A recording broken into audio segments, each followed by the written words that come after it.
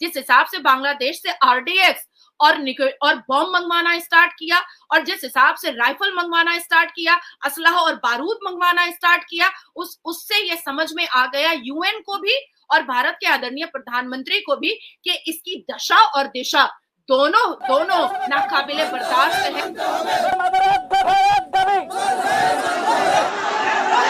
हम देख रहे हैं कि इस वक्त बांग्लादेश की जो आवाम है वो मोहम्मद यूनिस के साथ नहीं है। यानी कि बांग्लादेश में पॉलिटिकल क्राइसिस के बाद अब इकोनॉमिक और इंडस्ट्रियलिस्ट क्राइसिस भी देखने को मिल रहा है। आप किसी तरीके से भी सब कुछ दोबारा वापस वैसे कर लें जैसे पहले बैलेंस में चल रहा था, क्योंकि इंडिया से पंगा लेंगे इनको बाकी और आगे कोई सोर्स नहीं है, ये कहाँ जाएंगे, क्योंकि इंडिया के अलावा कोई हेल्प करने वाला भी नहीं है। अनपैर्डनेबल सिन है और इसके ऊपर कड़ी नजर तो रखी जाए पर मुलाकात बिल्कुल ना किया जाए, जैसा पाकिस्तान एक जमाने से हिंदुओं पर करता आया है, सिखों पर करता आया है और 23.3% माइनॉरिटीज हिंदुओं को खत्म करके पाकिस्तान ने 1% किया है, ठीक वैसे ही यहाँ पर हो रहा है। और यूनुस साहब पाकिस्तान से ट्रीटी करके इसीलिए बुलवा रहे हैं आरडीएक्स, असला और बारूद, ताकि जो 1 करोड़ 1.5 करोड़ से ऊपर हिंदू बचे हुए हैं उनको भी खत्म कर दिया। लगे हुए मैं ये चाहता हूँ कि किसी और ममालिक से, जैसे हम IMF से ले रहे हैं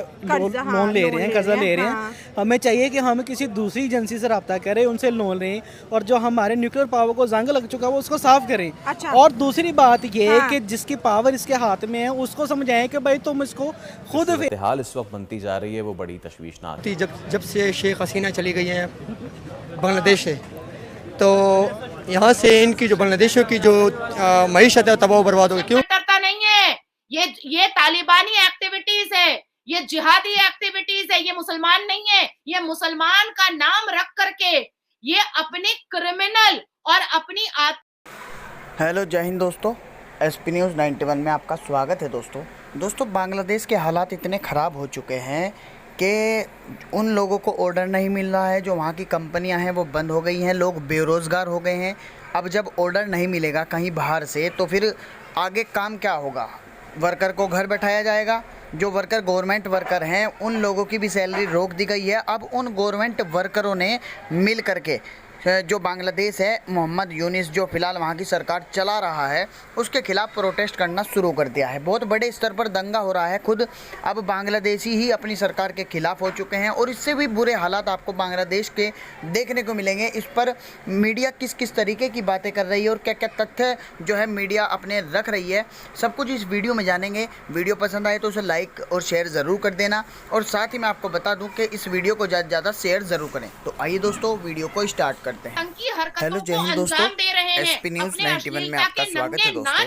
दोस्तों मैं आपको बता दूं कि ईरान ने जो है इजराइल पर लगातार एक के बाद एक 100 मिसाइल जो है दाग दिए हैं और वहां पर उन्हें छोड़ दिए हैं। और इजराइल के अंदर फिलहाल खलबली मची हुई है। इजराइल ने अमेरिका जो मीटिंग बुलाई है, एक गुप्त मीटिंग जो कि इमरजेंसी कॉल हो गई है मीटिंग के लिए, और साथ ही साथ मोदी जी को फ़ोन किया है। मोदी जी का जो स्टेटमेंट है ईरान के लिए, यानी कि नेतन्याहू को, मोदी जी ने ये कहा है कि हमारे पास में आतंकियों के लिए कोई जगह नहीं है, इसलिए हम पूरे तरीके से अपने धन से सब कुछ हर मसले से हर असले से नेतन्याहू के साथ हैं। उस तरीके की बात कुछ करिए। नेतन्याहू ने भारतीय सैनिकों की मांग की है और ये जो अब लड़ाई छिड़ गई है ये कहीं ना कहीं बड़ा रूप लेती दिखाई दे रही है। अब जो पाकिस्तानी मीडिया है और जो और अदर मीडिया है वो किस तरीके की बातें कर रहा है, तो आइए दोस्तों वीडियो को स्टार्ट करते हैं। 3 दिन के दौरे पर जी निकल पड़े हैं अमेरिका में, जहां पर वो समिट ऑफ फ्यूचर में जी इनवाइटेड है, जहां पे दुनिया के बड़े बड़े लीडर्स आ रहे हैं।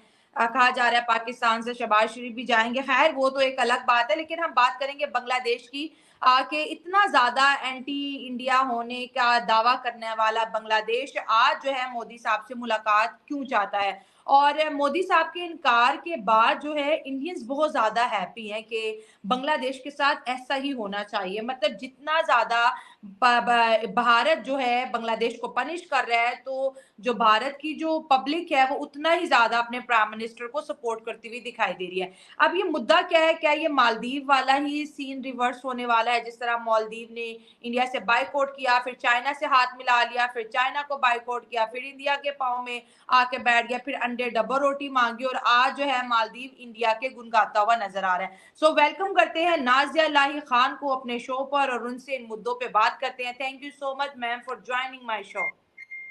वंदे मातरम, भारत माता की जय, जय जगन्नाथ। Thank you Shaila.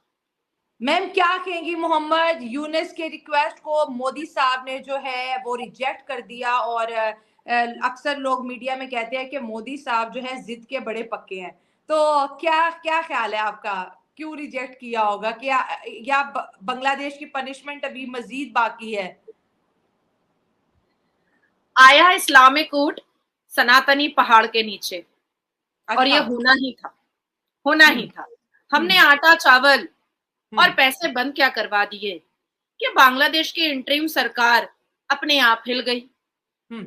हमारे आदरणीय प्रधानमंत्री ने आंखें निकाल करके और उंगली उठा करके चेतावनी क्या दी कि बांग्लादेश के यूनुस साहब का तख्ता जो है वो हिलता हुआ नजर आ गया।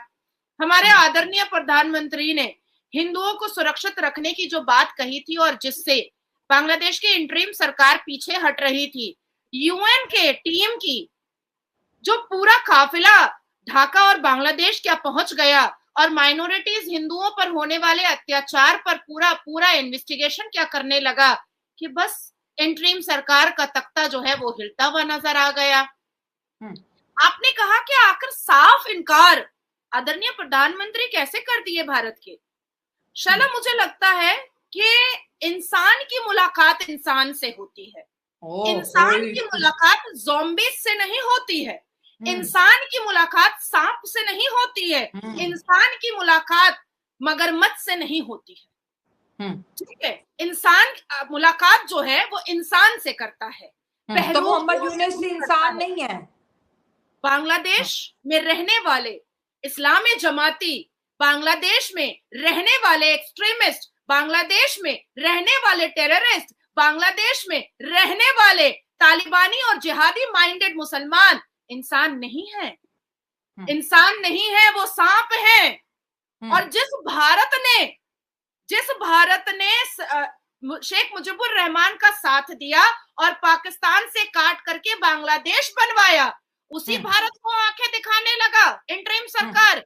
और बार बार आदरणीय प्रधानमंत्री के कहने पर उन्होंने बार बार कहा कि सरकार बना रहे हो, तुमको बधाई भी देता हूं और तुमको चेतावनी भी देता हूं कि हिंदुओं की सुरक्षा मेरे लिए सर्वोप्रिय है, पर इस बात को माना नहीं बांग्लादेश।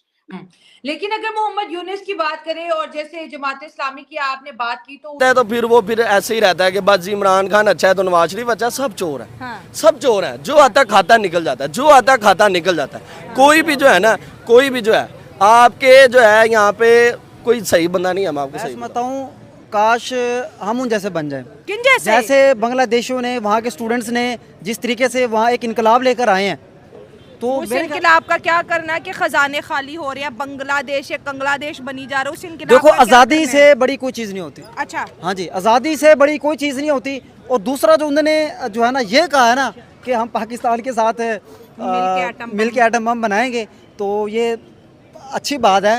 लेकिन पाकिस्तान की अब सब क्या, जैसे वो भाई ने ये बात बहुत अच्छी की है कि हमारे तो खुद एटम बम को जंग लग चुका है, वो तो किसी खाते का नहीं है। हाँ। इससे तो कोई डरता नहीं है। आज हम पूरी दुनिया के गुलाम बन चुके हैं।